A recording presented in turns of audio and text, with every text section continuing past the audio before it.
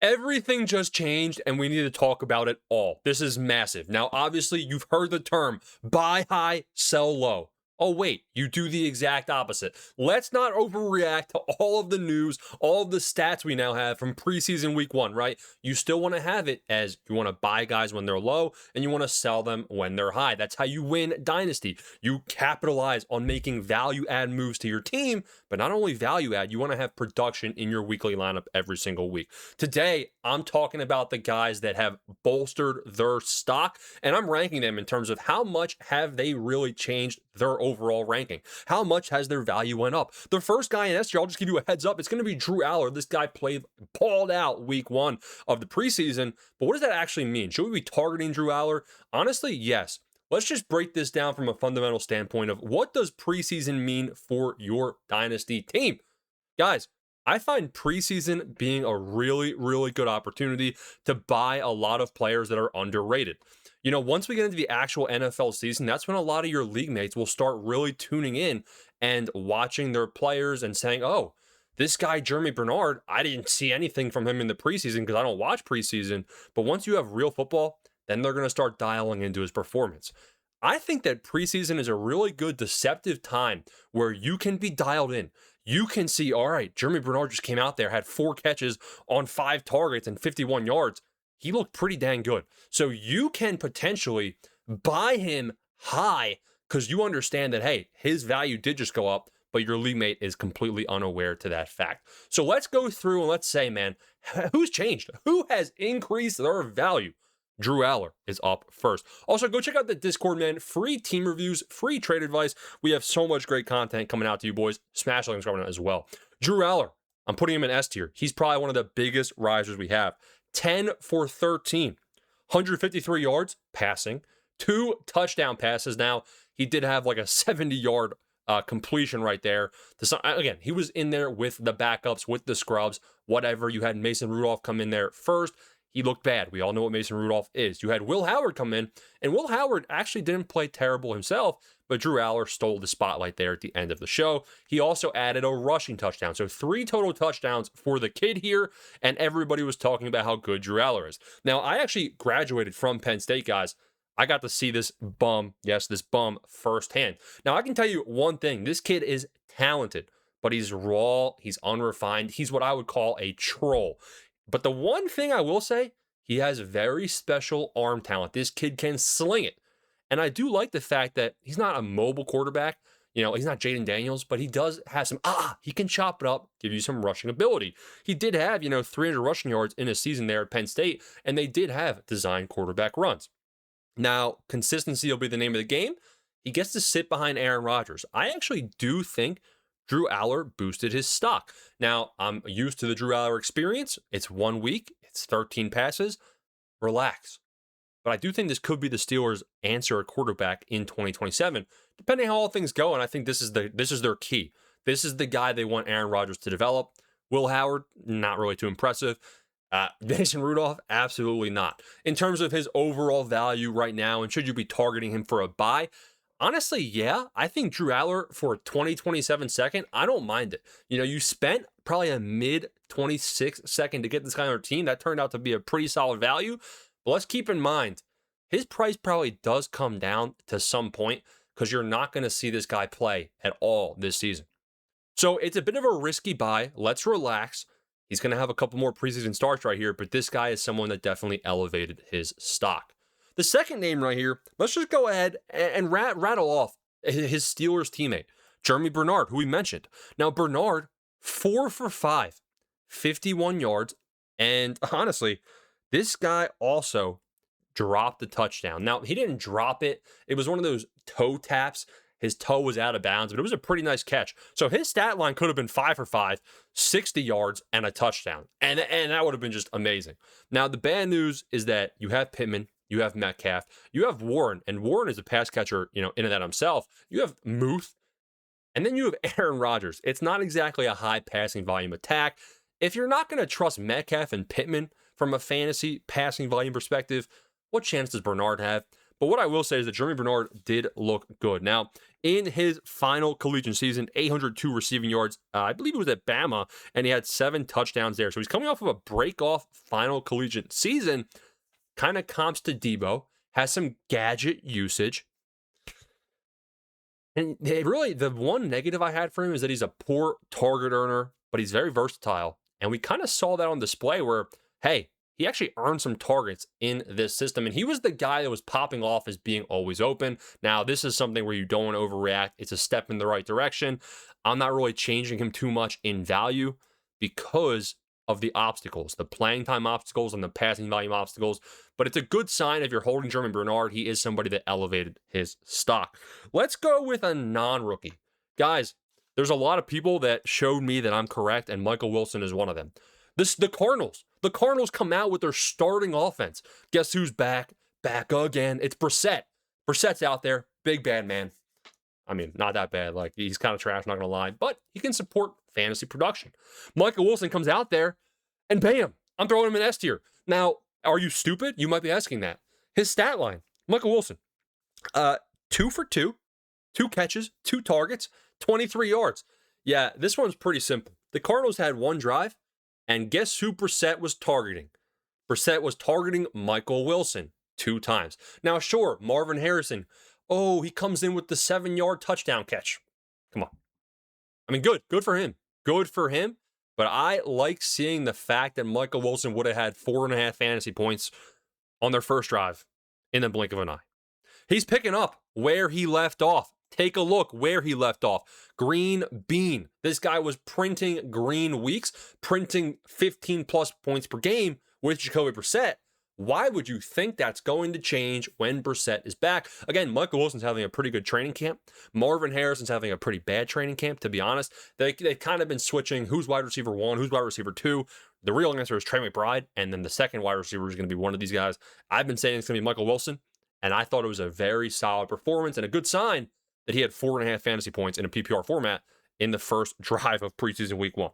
Not too shabby. Let's go with another non-rookie here. Let's go with DJ Moore. DJ Moore, I'm putting him in A tier. DJ Moore, I was unfamiliar with your game. I'm not going to lie here. Now, DJ Moore is sitting at a very obtainable value. And he's got, like, sure, DJ Moore might be a little bit up there in age. DJ Moore, 92nd overall in the rankings, 29 years old. I think this guy's going to be around. I think his contract is 3 or 4 more deals still on there. The Bills went out there, just paid up to grab him. And this guy has been good in the past. As recent as 2024 and 2023, he was up there as 14 to 16 points per game. Last year, major down year. However, Josh Allen finally gets a receiver, which he hasn't had since the departure of Stephon Diggs. Now, what does this do? Why is he a riser? Well, the Bills come out there with their starting offense. Why? Not too sure. But what I can tell you is that with 9 routes run, DJ Moore had 4 targets. DJ Moore had 3 catches, and he had 61 yards. So pretty much with the Bills starters out there, this guy was electric. The ball was finding his way to him. Josh Allen was targeting him often, and it was worth it. This guy had, again, 9 fantasy points.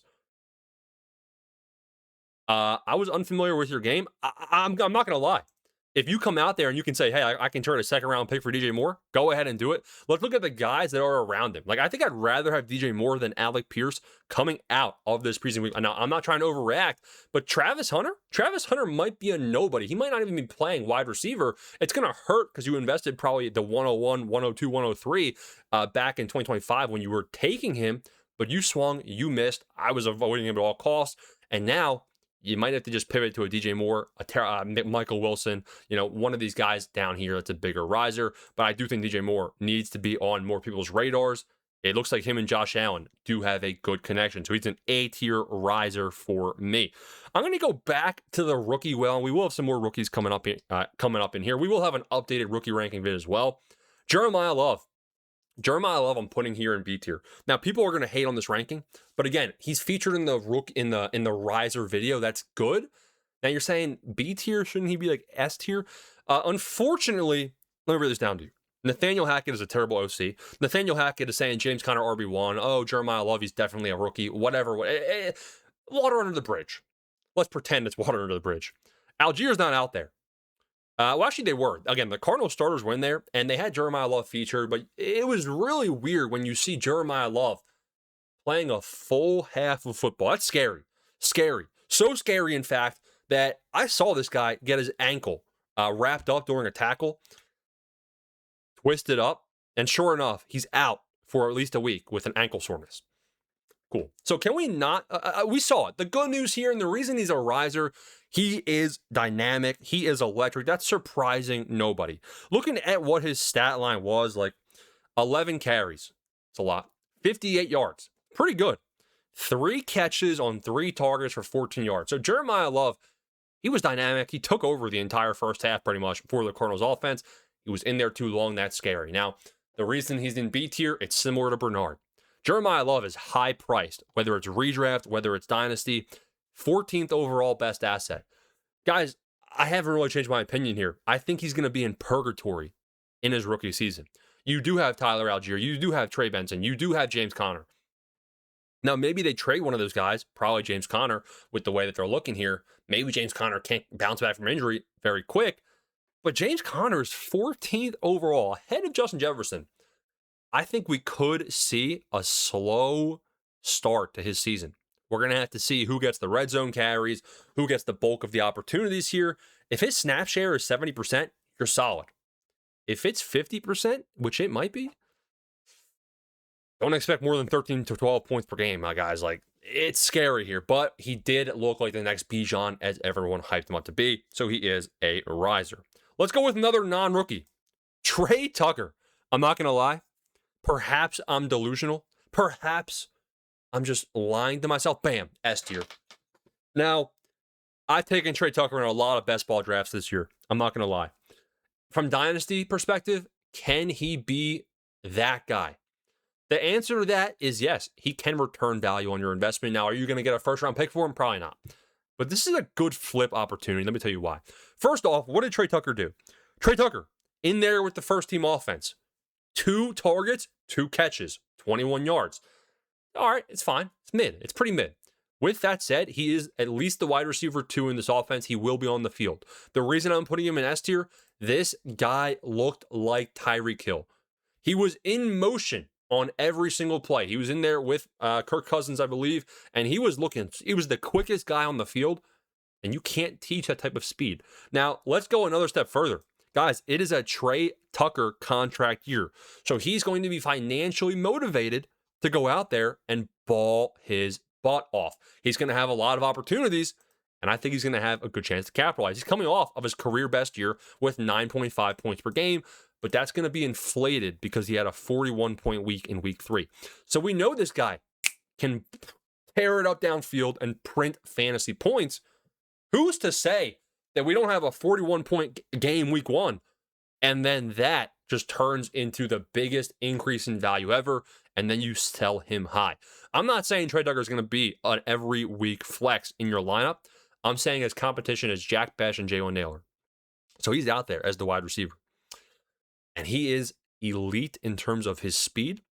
So he could take a step in a contract year and really return value. You know, look at the guys you could trade for him. You could get rid of Grandpa Juwan, and I actually think Juwan Johnson's a really good contending tight end, but you could get rid of Grandpa Njoku, Grandpa Juwan, Brian Robinson, Keon Coleman, a lot of guys down here that you could trade that honestly are non-factors. Dalton Schultz. You could probably trade a 3rd-round pick and go get Trey Tucker. And really, it's a good flip opportunity. And I just like the fact that he, S-tier opportunity, B-tier talent. I like targeting guys that are set up in that range. So I'm putting him in S tier. Hot take, plant the flag. Let's see what happens. Let's go with Mike Washington Jr. Now, sadly, we will have to do a bit of a fallers video. And Emmett Johnson has kind of been my flag plant. I think Emmett Johnson's a bit of a faller. Mike Washington looked good. But again, workload is going to be something where, hey, can this guy really be a riser? Ashton Jenny's ahead of him, and he's on the Raiders. But Mike Washington, 6 carries, 63 yards. Bam. Not too shabby. I think he also had a target or 2 in the receiving game, but he looked good, and this is also a carryover from training camp. Word from training camp is that Mike Washington Jr. does look good, and he is going to be the RB2 behind Genty. So I would view him as a premium handcuff back. Nothing more, nothing less. Am I targeting him? Probably not. Raiders aren't a good offense to begin with.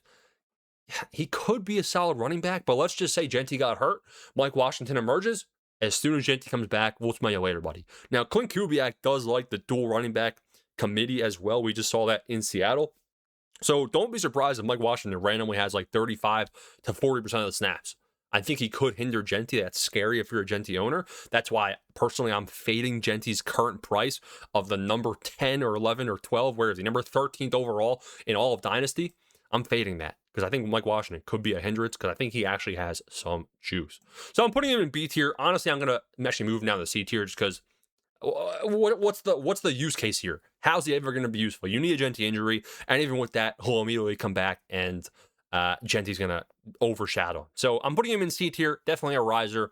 Let's temper expectations, though. Michael Mayer. This one's interesting. 2 for 2, 19 yards. Now, I don't believe Bowers was out there running routes. I'm putting Michael Mayer. I'm going to probably put him at the top of C tier, ahead of Bernard, ahead of Washington. Guys, this is the Bauer show. Make no mistake. Also, Michael Mayer hasn't really ever been too productive. We've seen 2 good weeks from him in 2025. We saw a good week in 2024. This is somebody the Raiders spent some good draft capital in when he got drafted. I think it was a second or third round pick. I think it was a second round pick. And then they pretty much immediately replaced him with Brock Bowers. The word on the street has been they've been shopping him, or well, hold on. Other teams have been inquiring about him because he is an athletic tight end. He is, and we've seen that. When Brock Bowers is out, bam, 18 points per game. This guy can get the job done. And with his performance here, 2 for 2, 21 yards, he was looking pretty solid out there on the field. I'm not surprised about it. He's stuck in purgatory. But purgatory has an expiration date, and it's a contract year. Now, we just saw Isaiah Likely go get 3 years, $30 million. I think we could see an Isaiah Likely situation right here as well, where if he finds a better home next year, and a lot of teams that have been calling, hey, is he available? Raiders say no. Yeah, unless Michael Mayer wants to give him a hometown discount and remain a scrub in terms of production the rest of his life, I think this is a good opportunity for him to get out of town, pack the bags, a bit of a long-term play here. But yeah, just a reminder, Michael Mayer, definitely somebody you might want to roster as a stash. 253rd overall. I'm not going out there and selling, my soul to go pick this guy up. In fact, I'm doing the opposite. I'm saying, hey, is this somebody you're about to cut? Because I'll stash him for a year. And then he's going to go to the next. Travis Kelce? Yeah, he's gone. Retired. And now Michael Mayer's a Kansas City Chief. And now he's, instantly soaring up the rankings. I'm putting him up here as a C-tier riser. Just to remind you guys of that fact. Let's go with probably someone that I'm putting in the top of S tier. Dizwan Stribling. Is that how you say his name? Probably not. Dizwan Stribling. Ba-bam. The 49ers take him there. First round pick. Very, very interesting. Sadly interesting, right? Everybody was clowning the 49ers. Everybody's clowning this guy. He probably had the best preseason bump up out of anybody. Why am I saying this? Listen to these stats. 7 catches, 8 targets, 63 yards. And did I mention Ricky Pearsall is dead? That's another contributing factor. Ricky Pearsall is gone out for the season. That means he's the immediate wide receiver 3 at worst. You have Mike Evans, injury concerns. You have Debo, injury concerns. Now you have Stribling. Now Stribling, you could say he's got injury concerns himself because he was already missing some of training camp, but he's looked good in training camp. He's looked good. Some people were actually comping him to Mike Evans as well. Let's relax. But I'm just going to tell you guys, he had 8 targets, brought in 7 of them, 63 yards. He's going to have an immediate chance to contribute in the 49ers system. And who's to say that he doesn't make the most of those opportunities? Now, as always, this guy was somebody that was potentially overdrafted, overselected. That's a good buy low opportunity. If we go over here and we look up for where Stribling actually currently sits, 158th overall, only rising 12 spots, your league mate that has him might not even know that he just had a breakout game. So I'm looking to pick this guy up, send Woody Marks away. See you later, buddy.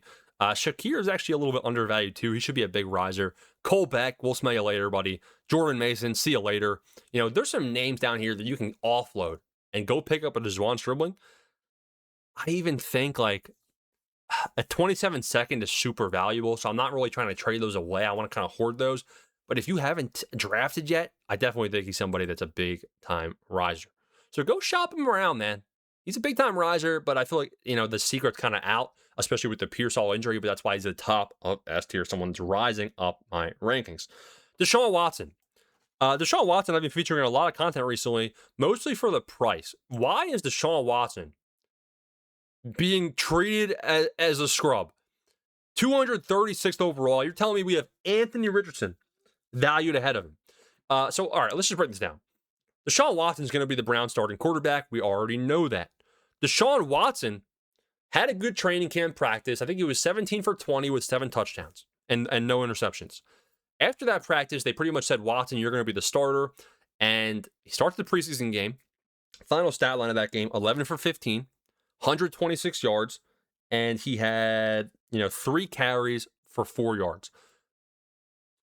If you watch that Browns game, he pretty much hit the check down every single time. I don't think he threw a pass over 12 yards. So he never aired the ball out downfield, whatever. I like to see the fact that he was moving around. Now, he only had 3 carries for 4 yards. It is what it is. He did have a strip fumble as well, which was the most embarrassing Cleveland Brown thing I've ever seen in my life. And, maybe you bump him down to A tier as a riser just because of the fact that, we didn't see him air it out, and that's going to have to change. And the Browns O-line didn't look great either. Deshaun Watson being healthy, that's a major, major rising situation. When he's healthy, every year, we've seen him at 25 to 40 rushing yards per game. And we've seen him have some top quarterback seasons. Now, granted, that was 2020, 2019, 2018. But just the fact that we're getting him out there on the field, he's completing real-life passes, he hasn't played in years, and he just went 11 for 15. I don't care if he's checking it down. I think this is a big rising opportunity for Watson. I'm buying him in redraft. I'm buying him in Dynasty because you're paying a pack of peanuts. He's so inexpensive. What if Deshaun Watson comes out and gives you 16 to 17 points per game? He's going to have Shador and Shador fans breathing down his neck at all points. But I really think this is somebody being completely undervalued. It's a risk-free swing for the fences. I like it a lot. Let's go with, we got 2 more names. We got 1 rookie and 1 non-rookie. Kaytron Allen. Kaytron Allen, I'm putting here in the top of B tier. Rachaad White is going to be a pest in this Commanders backfield. So is Ja'Cory Cross-Merritt. But Kaytron Allen had 23 carries. They basically had this guy controlled the entire game. He had 85 rushing yards, so about 4 yards per carry. He had a touchdown. He had a catch on 1 target. And that's the problem here.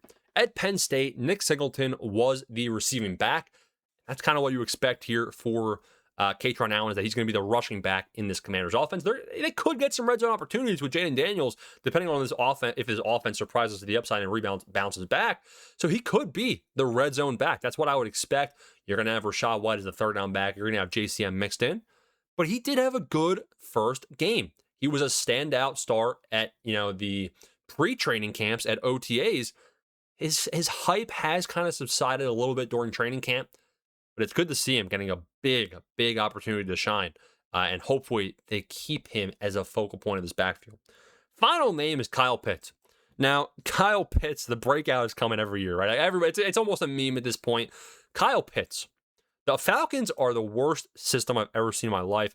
The Falcons, I'm not going to lie to you. Like, the Falcons would be like an F tier faller. I'm not going to lie. Like, they didn't look good. Tua didn't look good. Tua had 5 passes, and Kyle Pitts had 4 targets. So, Tua Tagovailoa pretty much said, Kyle Pitts or bust. And that's a good sign. That's a good sign that Kyle Pitts is the one getting all those opportunities. Taking a look here, Kyle Pitts was what? 3 for 4, 22 yards. Not really amazing. It is what it is. But last year, he had 7 targets a game, and that was a career high. He was efficient, brought in a lot of them. We kind of saw the breakout last year at 12 points per game. And I think we could see another Kyle Pitts strong year. It's Drake London, it's Kyle Pitts, and then it's nobody. The wide receiver 2 here, and you could say this is a riser. Honestly, like, maybe I'll throw him on the board just for memes right now. Jahan Dotson. I'm not going to lie to you guys. Jahan Dotson is wide receiver 2 for the Falcons. Zachariah Branch came in with the backups. Zacchaeus is wide receiver 3, and that's who Zachariah Branch is going to impede on. So Dotson basically has wide receiver 2 on lock. Can I come out here and tell you guys Jahan Dotson is realistically going to be, I mean, look, he's ranked 400th. His rookie year, he had 11 points per game. Again, I think this guy was a first-round pick. I don't think that we're going to see him get too many opportunities, too many targets. Maybe you guys can think otherwise here, but I think Jahan Dotson's a best ball riser, not really a dynasty flip, not really too much dynasty value. So I'm going to have to offload him and keep him off this list, down here in C tier. Maybe I'll even add a Jahan Dotson D tier for you guys. But here are the big winners from preseason week 1. We roll into the next week of the preseason. And hey, again, don't overreact. Don't panic. The guys having bad performances. Cornell Tate, 0 for 3. No catches. The Titans. I told you this was going to happen, right? Where the Titans were the worst team of all time. People are saying, oh, Scam Ward. Take the S away. Cam Ward's actually a dog. Come on. Bro's a chihuahua. But still, Cornell Tate's going to have value insulation. Don't worry. But I would still probably try selling them. I've been fading the Titans. Fade the Titans, right? And here we have Deshaun Watson in S tier. Crazy world we live in. Smash on comment. Let me know if you have any questions. Go join the Discord. See you boys in the next one.